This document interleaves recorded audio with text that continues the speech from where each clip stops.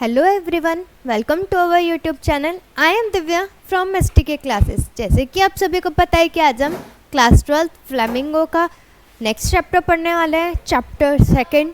तो चलिए हम इसका नाम देखते हैं, इसका क्या नाम है, क्या ये चैप्टर है। हमारे सेकंड चैप्टर का नाम है lost spring, stories of stolen children या चाइल्डहुड। क्या है? लॉस्ट स्टोरीज, खोई हुई कहानियाँ हैं। किनके बारे में? उन बच्चों के बारे में जो अपना बचपन और अपनी पढ़ाई लिखाई को बचपन में ही खो देते हैं।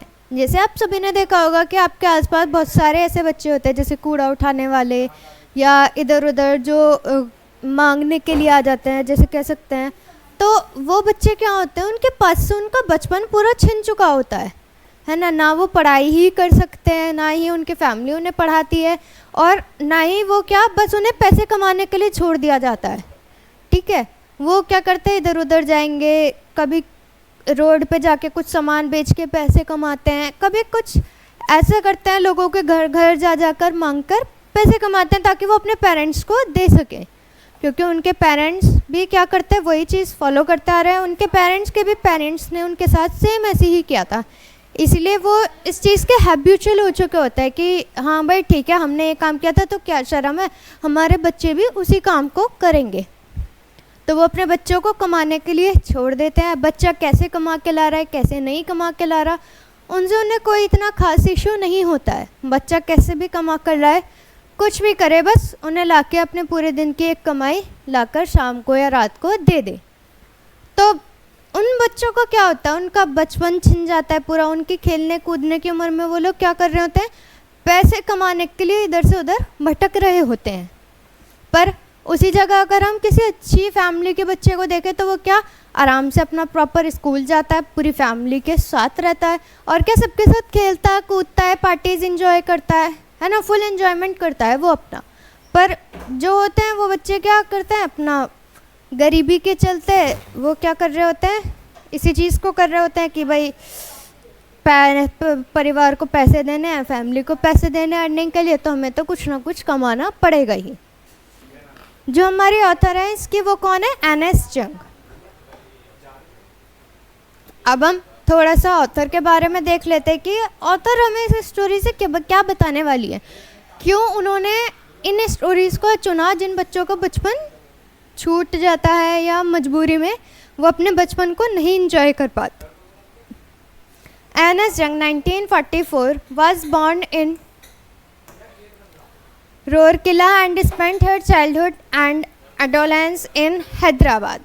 कहाँ पे हुआ था उनका जन्म? रोरकेला में। और उन्होंने अपना बचपन और एडोलेंस मतलब 18+ एज कहाँ उन्होंने स्पेंड करी थी? अपनी हैदराबाद में। She received her education in Hyderabad and in the United States of America। उन्होंने अपनी एजुकेशन कहाँ? हैदराबाद में ली थी, और कहाँ पर ली थी? United state of America. Her parents were both rights, दोनों ही मतलब जो उनके पेरेंट्स थे, मदर और फादर थे, वो दोनों ही क्या थे? राइटर्स थे। तो पोएम्स, स्टोरीज ये सब लिखते थे। Anees. Jung began her career as a writer in India. Anees. Jung ने अपने करियर को कहाँ पर शुरू किया था एज अ राइटर के लिए? इंडिया के अंदर। She has been an editor and columnist of major newspapers in India and abroad. उन्होंने क्या, वो क्या थी? एडिटर भी बनी और कॉलमनिस्ट भी बनी बहुत सारे अलग अलग न्यूज़पेपर्स की, इंडिया में और अब्रॉड में, मतलब अब्रॉड इन द सेंस किसी फॉरेन कंट्री में। And has authorised several books, और उन्होंने बहुत सारी अलग अलग तरीके की बुक्स करी थी।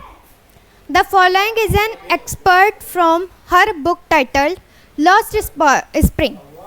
उनकी जो बहुत अच्छी अच्छी बुक्स थी, उन बुक्स में से एक टाइटल था जिसका नाम था lost spring, stories of stolen children, जो हमारे चैप्टर का नाम है। Here she analyses the grinding poverty and traditions which condemned these children to a life of exploitation। ये क्या है? एक एनालाइज है ग्रेडिंग का कि किस तरीके से उन बच्चों को गरीबी का सामना करना पड़ता है और कौन सा ट्रेडिशन फॉलो करना पड़ता है जो वो लोग बहुत टाइम से फॉलो करता आ रहे हैं, उनके पेरेंट्स के भी पेरेंट्स ने उन चीज़ों को फॉलो किया था, वो था कि किस तरीके से उन बच्चों को एक्सप्लॉइट किया जाता है उनकी पढ़ाई से, उनके कैरियर से, उनके एक लाइफस्टाइल से, उनके खेलने कूदने की उम्र से। किस चीज़ के लिए उन्हें प्रेशर किया जाता है कि वो सिर्फ क्या करे, पैसा कमाए, अपनी फैमिली को लाकर पैसा दे। तो ऑथर ने क्या है, अपनी एक बुक में से एक टाइटल निकाल दिया उन्होंने, किसका, lost spring, stories of stolen children, जिन बच्चों का बचपन ख़त्म हो जाता है।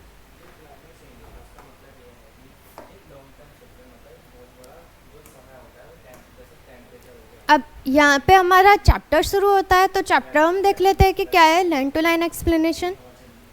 Sometimes I find a rupee in the garbage, कभी कभी मुझे कुछ पैसे मिल जाते हैं कूड़े कबाड़े में।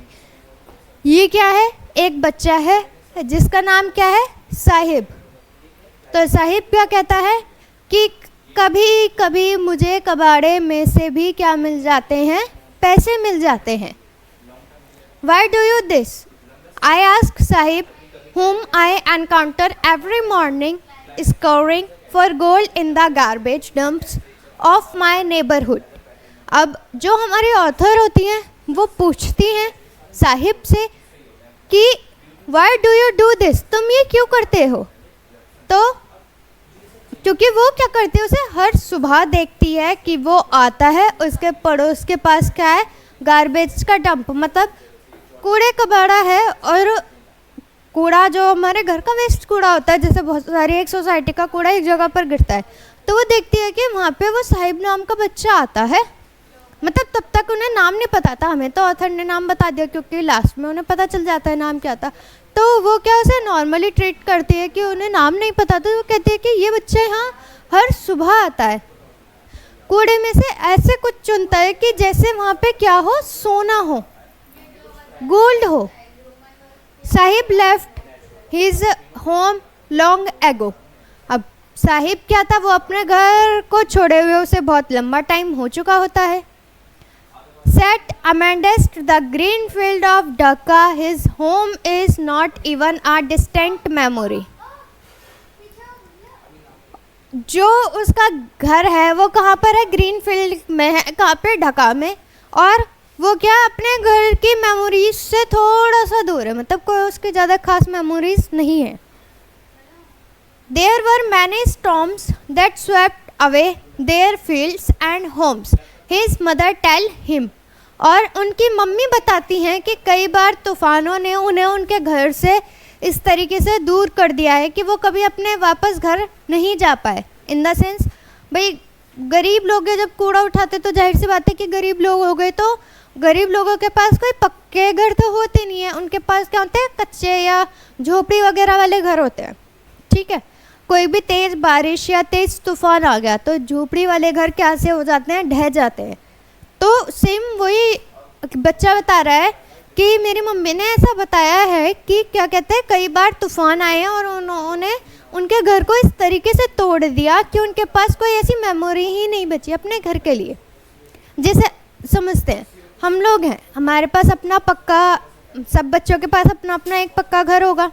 ठीक है, तो हम लोग अगर अपने घर को शिफ्ट करते हैं तो हम लोगों को एक मेमोरी सेट रहती है ना, कि इस घर से हमारी ये यादें थी, यहाँ पे इस पर्सन का जन्म हुआ और यहाँ पे इस पर्सन की डेथ हुई, तो सारी ये हमने सेलिब्रेशन करे, तो वो सारी चीज़ें क्या होती है, हमारे माइंड के अंदर सेट होती हैं पहले से। पर अगर हमारा ही घर बार बार टूटता जाए, हमें नहीं पता हो इसके बारे में, तो क्या ही मेमोरी हमारे माइंड में रह पाएगी। That's why they left, इसीलिए उन्होंने छोड़ दिया। Looking for gold in the big city where he now lives. अब वो क्या, गोल्ड की तलाश में बड़े बड़े शहरों में घूमते हैं, जैसे कि वो जहाँ अब रह रहे हैं। I have nothing else to do, he mutters, looking away. वो क्या, वो कहते हैं कि यार मैं इस चीज़ में तो उसकी कुछ हेल्प कर नहीं सकती, अब मैं क्या करूँ। तो वो उससे बड़बड़ाती है, ये बात मतलब वो अपने बड़बड़ाते हुए कहती है। अब वो उसे देखते हैं और उससे कहती है, गो टू स्कूल। आई से glibly, realizing immediately how hollow the advice must sound. वो क्या उससे कहती है कि तुम स्कूल नहीं जाते हो। हालांकि जो हमारी ऑथर है उन्हें ये बोलते हुए थोड़ा अजीब सा, थोड़ा डर सा फील हो रहा था कि यार वो क्या पूछ रही हो उस बच्चे से, पर फिर भी उन्होंने पूछा कि क्या तुम स्कूल नहीं जाते हो। There is no school in my neighbourhood, कहता है हमारे आसपास में कोई भी स्कूल नहीं है। Where they build one I will go, अगर वो बनाते हैं तो मैं ज़रूर जाऊँगा। अब यहाँ पे किसके लिए दे यूज़ हुआ है? यहाँ पे दे यूज़ हुआ है हमारी गवर्नमेंट के लिए। वो कह रहा है कि अगर गवर्नमेंट हमारी स्कूल बनाएगी हमारे एरिया में तो मैं ज़रूर उस स्कूल में जाऊँगा पढ़ने के लिए। दैट मीन्स जहाँ पर वो रहते हैं वहाँ पे क्या कोई भी स्कूल अवेलेबल नहीं है उन बच्चों के लिए कि वो वहाँ पर जाकर और अपनी पढ़ाई कर सके। If I start a school you will come, तो हमारी ऑथर कहती हैं कि अगर मैं स्कूल खोल दूँ, ये स्कूल स्टार्ट कर दूँ, तो क्या तुम आओगे? तो कहता है आई आस्क हाफ जोकिंग, वो क्या उससे आधे मजाक में, जैसे नॉर्मल होता है कि हम लोग मजाक मजाक में कह देते हैं कि अच्छा अगर मैं स्कूल खोल लूँ तो तुम पढ़ने के लिए आओगे।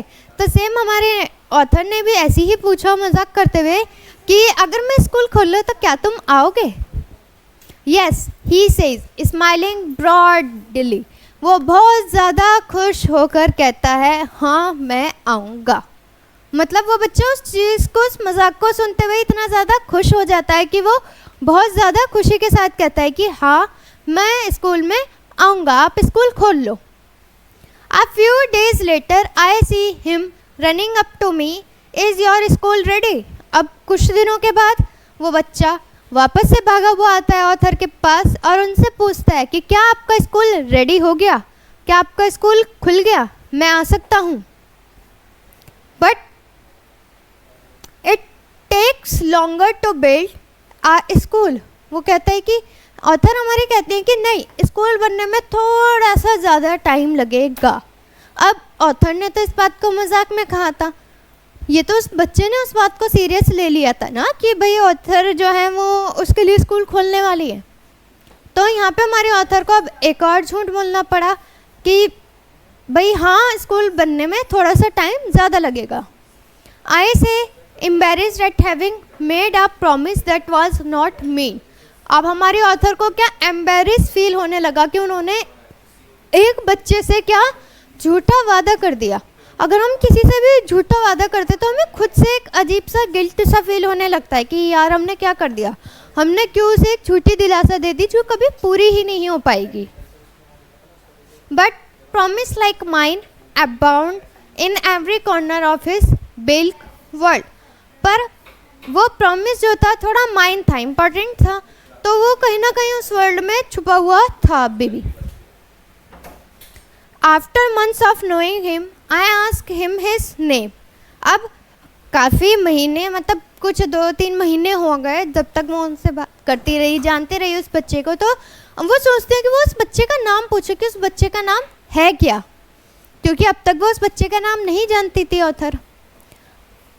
I ask him his name, वो उससे पूछती है उसका नाम, क्या नाम है? साहिब आलम। ही अनाउंसेस, वो क्या अपना नाम बताता है कि उसका नाम क्या है? Saheb Alam. He does not know what it's mean. तो हमारी ऑथर कहते हैं कि उस बच्चे को तो अपने नाम का मतलब ही नहीं पता। मतलब वो कहती है कि वो अपना नाम बच्चा लेता तो रहता है, जो भी वो नाम लेता है उसे अपना नाम बहुत पता तो है, गर्व से वो अपना नाम लेता है, पर क्या उस बच्चे को अपने नाम का मतलब पता है? नहीं। If he knows it meanings lord of the universe, कहते हैं कि इस बच्चे के नाम का मतलब है पूरे यूनिवर्स का लॉर्ड, मतलब भगवान, पूरे यूनिवर्स का। दैट मीन्स उस बच्चे का नाम इतना ज़्यादा रॉयल है, इतना ज़्यादा प्रीमियम नाम है कि उस बच्चे को अपने नाम का मतलब भी नहीं पता, जबकि उसके बच्चे के नाम का मतलब इतना प्यारा है, इतना अच्छा है कि वो क्या है, पूरे यूनिवर्स का लॉर्ड है। He would have a hard time living it, और ये उसके लिए बहुत मुश्किल समय हो सकता है कि उसे उस चीज़ पर भरोसा हो कि उसका नाम पूरे यूनिवर्स में सबसे अच्छा है, पूरे यूनिवर्स में रूल करने वाला नाम है उस बच्चे का। Unaware of what his name represents, वो क्या था, अनअवेयर था अपने नाम से कि उसका नाम उसके बारे में क्या रिप्रेजेंट करता है। He roams the street with his friends, वो क्या अपने दोस्तों के साथ वहाँ घूमता था, कभी आर्मी के गेम्स खेलता था नंगे पैर। और क्या वो बच्चे कैसे थे, जैसे सुबह बर्ड्स हमें दिखती हैं तो मतलब वो कह रहे हैं कि वो बच्चे क्या थे, दिन में तो उन्हें दिखते थे पर रात में जैसे बर्ड्स छिप जाती हैं इसी तरीके से वो बच्चे भी छिप जाते थे, रात में वो बच्चे नहीं दिखते थे। ओवर द मंथ, कुछ महीनों बाद वो उन्हें रिकॉग्नाइज करती हैं। वो उनसे पूछती हैं कि आप सभी ने चप्पल्स क्यों नहीं पहन रखी है। धीरे धीरे बाय वन तो उनमें से एक बच्चा रिप्लाई करके कहता है कि my mother did not bring them from the shelf. वो सिंपली आसानी से कह देता है मेरी मम्मी शेल्फ में से चप्पल निकाल कर नहीं देती हैं, इसलिए मैं स्लीपर्स नहीं पहनता, सिंपल। तो वो कहता है कि उसे कोई इस चीज़ का इतना ज़्यादा दुख नहीं था कि वो लोग नंगे पैर रहते हैं, सिंपल था, नॉर्मल थे, नंगे पैर भी उन्हें कोई फ़र्क नहीं पड़ रहा था। सिंपल उन्होंने कह दिया कि मेरी मम्मी क्या शेल्फ में से मुझे स्लीपर निकाल के नहीं देती, इसलिए हम लोग चप्पल नहीं पहनते। Even if she did he will throw them off, adds another who is wearing shoes that do not match। तो दूसरा कहता है कि अगर इसकी मम्मी से चप्पल दे भी देना तो भी उन्हें फेंक देता है, थ्रो मीन्स फेंकना, फेंक देता है। ये कौन कहता है, ये दूसरा बच्चा बोलता है जिसने खुद अपने पैरों में दो अलग अलग कलर के, दो अलग अलग तरीके के शूज़ पहन रखे थे। When I comment on it, he shuffles his feet and says nothing। वो कि जब वो इस लाइन को बोल रहा होता है तो ऑथर की नज़र और उसके पैरों पर जाती है और वो बिल्कुल क्या शफल हो जाती है, कंफ्यूज हो जाती है। अरे इसने तो खुद दो तरीके के पहन रखे हैं शूज़, ये क्या कमेंट कर रहा है यार, बताओ ये क्या हो गया। I want shoes says a third boy who has never owned a pair all his life. जो तीसरा बच्चा होता है, तीसरा लड़का होता है, वो क्या कहता है कि हाँ मुझे चाहिए नए शूज़, क्योंकि उसने अपने लाइफ में कभी भी पेयर ऑफ शूज़ नहीं पहने थे। हम शूज़ लेने जाते हैं तो हम क्या पेयर ऑफ 2 शूज़ लेते हैं, हमारे दोनों पैरों के लिए, ऐसा तो है नहीं कि सिंगल पेयर ऑफ शूज़ ले आते हैं। तो क्या वो भी वही कहता है कि मैंने आज तक अपनी लाइफ में, पूरी लाइफ में पेयर ऑफ शूज़ नहीं पहने। Traveling across the country, I have seen children walking barefooted in cities on village roads। क्या कहता है कि उसने ट्रैवल करा है बहुत सारी अलग अलग कंट्रीज़ में, जहाँ पे उसने देखा है कि बच्चे क्या है नंगे पैर घूमते हैं शहरों में, गाँव में की सड़कों पे, शहरों की सड़कों पे और गाँव की सड़कों पे। It is not lack of money, ये क्या पैसों की कमी से नहीं है, but a tradition to stay barefooted. ये क्या है, उनका एक ट्रेडिशन है नंगे पैर रहना। इज़ वन एक्सप्लेनेशन, ये क्या उनके लिए बहुत अच्छा सा एक्सप्लेनेशन है कि हम लोगों को तो स्लीपर शूज़ पहनने की आदत ही नहीं, हम लोग नंगे पैर अपने आप को क्या फील करते हैं, कंफर्टेबल फील करते हैं।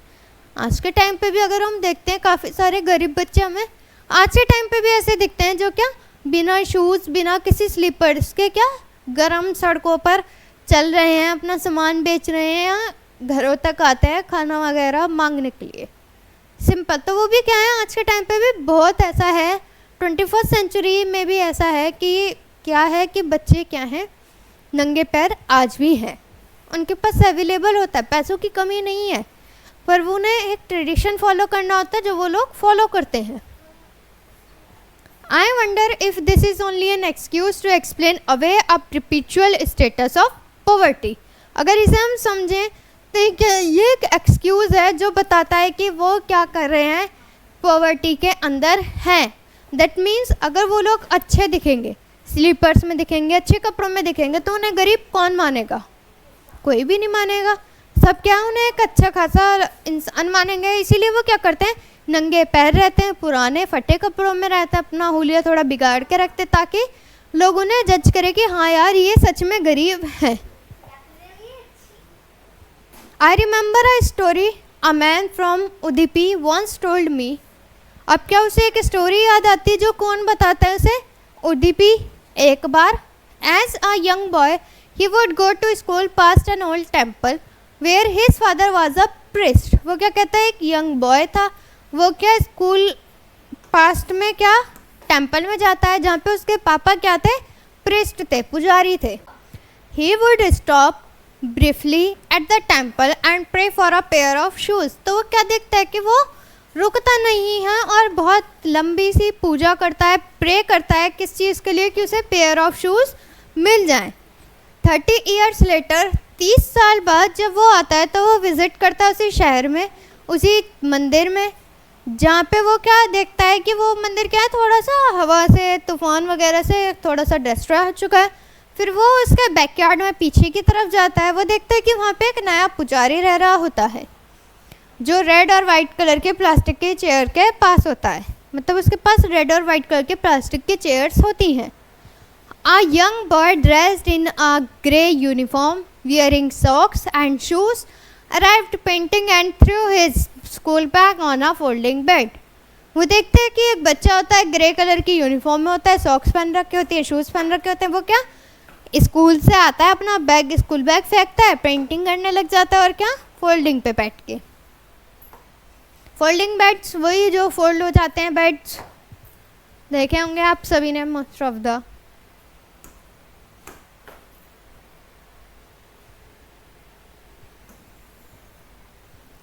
लुकिंग एट द बॉय, जब वो उस बॉय को देखता है, बच्चे को देखता है, वो रिमेंबर करता है दूसरे बच्चे की पोयम और प्रेयर कि किस तरीके से उस बच्चे ने भगवान को मनाया था कि उसे क्या मिल जाए, पेयर ऑफ शूज़ मिल जाए, और भगवान ने उसकी प्रेयर सुन ली finally. Let me never lose them, और उसने कभी उन शूज़ को खोया नहीं. जो गॉडेस थे उन्होंने उसकी प्रेयर को ग्रांट मतलब स्वीकार कर लिया. Young boy like the son of the priest, और वो यंग बॉय कैसा लग रहा था, अपने पापा जैसा लग रहा था, जैसे उसके पापा पुजारी थे सेम वैसे ही वो लग रहा था. और अब उसने क्या पहन रखे थे, शूज़ पहन रखे थे. पर जो वहाँ के उसके नेबरहुड के जो रैग पिकर्स थे, कबाड़ा उठाने वाले थे, वो आज भी क्या थे, शूज़ लेस ही थे. मतलब 30 साल पहले भी वो नंगे पैर ही रहते थे और 30 साल बाद भी वो कैसे ही रहते हैं, शूज़ लेस रहते हैं. दैट मीन्स उनकी लाइफ में कोई भी खास चेंज नहीं आया. My acquaintance with the barefoot rag pickers lead to me Seemapuri. कहते हैं कि ऐसे जो नंगे पैर वाले रैग पिकर्स होते हैं वो कहाँ होते हैं, सीमापुरी के होते हैं. ये एक ऐसी जगह है जो दिल्ली से कुछ थोड़ी दूर पर ही है, मेटाफोरिकली है, थोड़ी सी दूर पर है. और यहाँ पे वो लोग रहते हैं जो बांग्लादेश से आए हुए होते हैं 1971 में. साहिब्स क्या होता है कि ऐसी ही फैमिली से वो भी बिलोंग करता है. सीमापुरी बहुत वाइल्डरनेस है, मतलब बहुत फैला हुआ है, और ऐसा नहीं है कि वो ज़्यादा लॉन्गर कुछ ज़्यादा खास खाली बचा हुआ है, मतलब वो ऑलमोस्ट फुल की तरफ हो चुका है. जो उसका स्ट्रक्चर है वो कैसा है, मड से, मिट्टी से बने हुए घर हैं, टीन की छतें हैं, और कई बार सीवेज है, सड़कों पे पानी बहता रहता है, जैसे बहुत छोटी छोटी गलियां और पानी सड़कों पे बह रहा है और सीवेज का कोई प्रॉपर सिस्टम नहीं है. करीबन 10,000 रैग पिकर्स रहते हैं वहाँ पर. दे हैव लिव्ड हेयर, 30 साल से ज़्यादा से रह रहे हैं बिना किसी आइडेंटिटी के, बिना किसी परमिशन के. सिर्फ उनके पास क्या है, राशन कार्ड्स हैं जिससे वो अपना खाना ले सकते हैं, और वोटर लिस्ट में उनका नाम होता है और वो क्या कर सकते हैं, वोट कर सकते हैं, और कोई भी उनके पास परमिशन नहीं है. Food is more important for survival. उनके लिए क्या था, खाना ज़्यादा इम्पोर्टेंट था उनकी पहचान से. एंड ऑफ द डे क्या होगा, उनकी फैमिलीज वो क्या थी, मतलब वो लोग ये सोचते हैं कि जब दिन ख़त्म हो जाए तो ऐसा ना हो कि कोई भी उनकी फैमिली का मेंबर, कोई भी बच्चा या कोई भी बड़ा पर्सन क्या हो, भूखे पेट ना सोए. Rather live here than in the fields grave has us no grain, say a group of women in tattered saris when I ask them why they left their beautiful land of green fields and river. अब वो वहाँ उनमें से एक औरत से पूछती है कि आप लोग अपने बांग्लादेश को, इतनी अच्छी जगह को छोड़कर क्यों आए हो, वहाँ पे बहुत हरी भरी सी हरियाली है, हरे भरे पेड़ हैं, पानी है, अच्छा सा है, बहुत खूबसूरत सा इलाका है, उसमें छोड़कर आप यहाँ क्यों आए हो, ये रैग पिकर्स कबाड़ा उठाने वाली ज़िंदगी क्यों जी रहे हो, जबकि आपकी लाइफ बहुत अच्छी हो सकती है। Wherever they find food, they pitch their tent that becomes Tranet's home. Children grow up in them, becoming partners in survival. वो बताती है कि वो खाना ढूंढते हैं और वहीं पर ही रहते हैं, छोटे मोटे अपना घर बना के टेंट के, वहीं पर जो उनके बच्चे होते हैं वो बड़े होते हैं, वहीं पर ही वो अपनी शादी वगैरह भी करते हैं, अपने लिए पार्टनर वो लोग वहीं ढूंढते हैं। And survival in Seemapuri means rag picking. Survival करना सीमापुरी में क्या मतलब है कि वो लोग क्या करेंगे, सिर्फ उनके पास एक ही ऑप्शन होता है, कबाड़ा चुगने का। दैट्स उनके पास कोई और ऑप्शन नहीं होता है। थ्रू द ईयर्स, सालों तक, it has acquired the proportions of a fine art. कुछ टाइम तक वो लोग आर्ट करते गए थे। दैट मीन्स उसकी जो मदर थी या वो लेडी थी, उन्होंने आंसर किया कि वहाँ पे क्या था, बहुत ज़्यादा तूफान आते रहते थे, हर साल उनकी फसल बर्बाद होती रहती थी, जिसकी वजह से वो वहाँ पे अपना सर्वाइवल नहीं बहुत अच्छा कर पा रहे थे। इसीलिए उन्होंने क्या चूज़ करा, अपने बांग्लादेश को छोड़ के इंडिया में आना ज़्यादा प्रीफर करा। Garbage to them is gold. Garbage क्या है उनके लिए, सोने जैसा है। It is their daily bread, a roof over his head, even if it is leaking roof. वो ताकि उनके बस ऊपर छत होनी चाहिए, चाहे वो लीक करती है, उन्हें उससे कोई इशू नहीं था। लीक करती है, टीन की छत है या कैसी भी छत है, बस एक छत है उनके सर पर। But for a child it is even more. और बच्चों के लिए तो ये बहुत ज़्यादा है। If sometimes find a rupee, even a 10 rupee note. Sahib से, साहिब कहता है अपनी चमचमाती हुई आंखों में और बहुत प्यार से कहता है कि कई बार जब वो कबाड़ा चुग रहा होता है तो उसे 10 रुपये का या 20 रुपये के नोट भी मिल जाते हैं। When you can find a silver coin in a heap of garbage।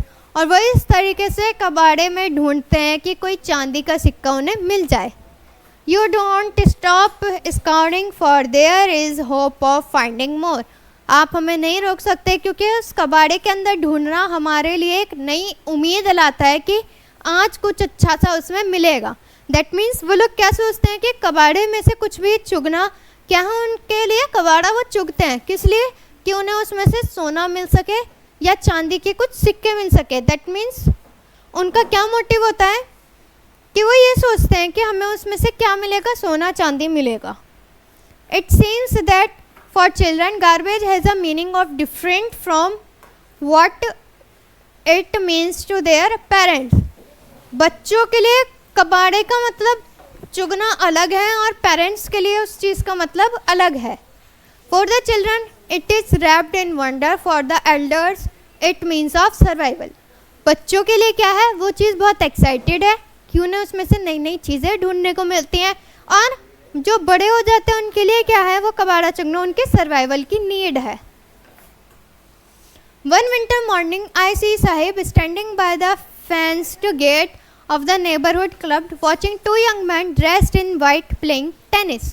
I like the game, he hums, counted to watch it standing behind the fence। वो हमारी ऑथर क्या करती है, एक दिन उसे देख रही होती है कि एक सर्दी की सुबह साहिब क्या होता है, खड़ा हुआ होता है कहाँ पे, फेंस्ड गेट पर उसके पड़ोसी क्लब में, जहाँ पे वो देख रहा होता है दो यंग मैन को जो क्या ड्रेस हुए थे, जैसे वो टेनिस खेलने के लिए जैसे वाइट यूनिफॉर्म होते वो उस तरीके से वियर हुए थे। वो कहता है कि मुझे भी ये गेम पसंद है, और वो कंटिन्यू उन्हें वॉच कर रहा होता है, उन्हें देख रहा होता है पीछे से ही। I go on side when no one is around, he admits. वो कहता है कि मैं अंदर जाना चाहूँगा जब कोई नहीं होगा वहाँ पर तब।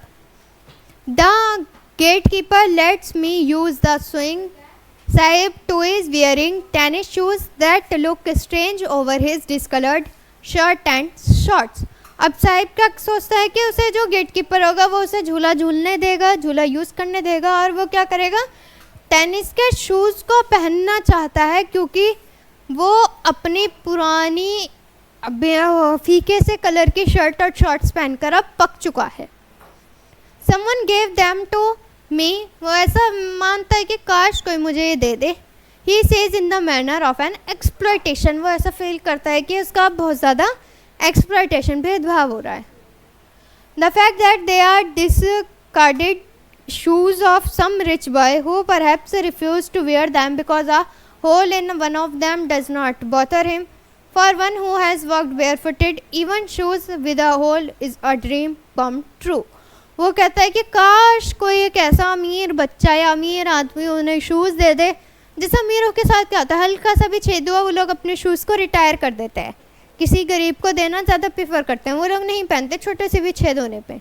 तो क्या कहता है कि काश कोई एक ऐसा आदमी मुझे भी मिल जाए जिसके शूज़ में छेद हो या कैसा भी हो, वो मुझे एक शूज़ दे दे। मेरे लिए वो मैटर नहीं करता कि शूज़ में छेद है, ख़राब हो चुके हैं, कैसे हैं, बस मुझे शूज़ चाहिए।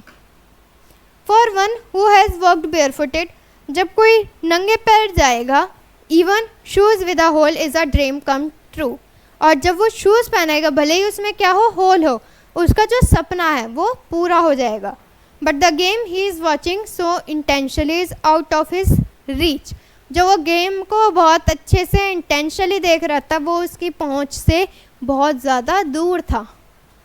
दैट मीन्स वो गेम खेलना उसके लिए पॉसिबल नहीं था। This morning Saheb is on his way to the milk booth, in his hand is steel canister. I now work in a tea stall down the road, he says. अब वो क्या, एक सुबह वो साहिब को देखते हैं कि वो दूध की कुछ कैन से ले जा रहा था, और वो क्या, अब वो एक चाय की दुकान पर, चाय की स्टेल पर, चाय की टपरी पर क्या करता है, अब वो जॉब करने लगता है। He says pointing in the distance, I am paid 800 rupees and all my meals. अब वो कहता है कि अब उसे 800 रुपये देने पड़ते हैं अपने सारे खाने के लिए।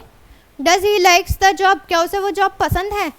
आई ask, his face I see has lost the carefree look. The steel container seems heavier than the plastic bag he would carry so lightly over his shoulder. वो कहता है कि उसके फेस से उसे पता चल जाता है कि यार नहीं, ये मुश्किल है, क्योंकि दूध के जो कैंस होते थे वो ज़्यादा हैवी होते थे किसके कंपैरिजन में, जो वो कबाड़े के थैलों को या बैग को उठाता था उसके मुकाबले। The bag was his. The canister belongs to the man who owns the tea shop. कनस्तर किसके होते थे? उस आदमी के होते थे जो उस टी शॉप का मालिक था। Saheb is no longer his own master, Saheb कभी भी उस चीज़ में अपना मास्टर नहीं बन सकता था।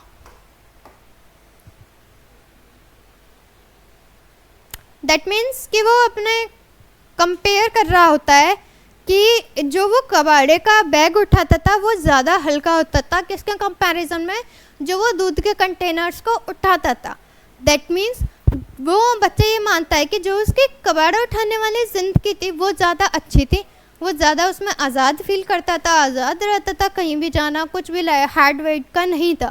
पर जब वो एक टी स्टॉल पर आकर जॉब करने लगा, 800 रुपये कमाने लगा, तो उसके ऊपर क्या था, बहुत ज़्यादा प्रेशर था, बहुत भारी भारी सामान उसे उठाने पड़ जाते थे, अपनी बॉडी की कैपेसिटी से भी ज़्यादा, और वो मना नहीं कर सकता था क्योंकि जहाँ पर वो जिस टी शॉप में काम करता था वो उसी टी शॉप का पार्ट था, तो वो मना भी नहीं कर सकता था अगर उसे पैसे कमाने हैं तो।